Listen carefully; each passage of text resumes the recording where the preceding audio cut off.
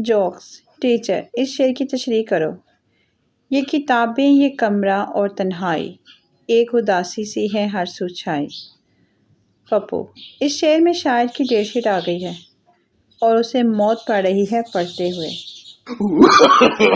No no no no. Joke. Mummy, आप तो कहती थी कि परी उड़ती है, फिर साथ वाली आंटी नबीला क्यों नहीं उड़ती? मम्मी, बेटा वो परी नहीं है। पप्पू, लेकिन पापा तो उसे परी कहते हैं। मम्मी, ले पुत्र फिर अज उड्डे ही उड्डे, नाल तेरा प्यो भी उड्डे।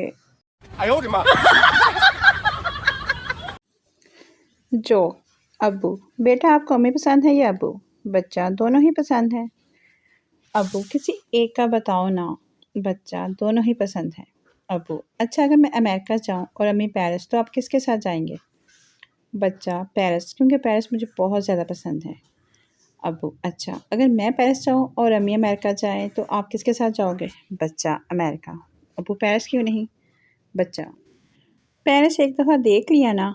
अब्बू, जाओ माँ को माँ दिया चमचिया।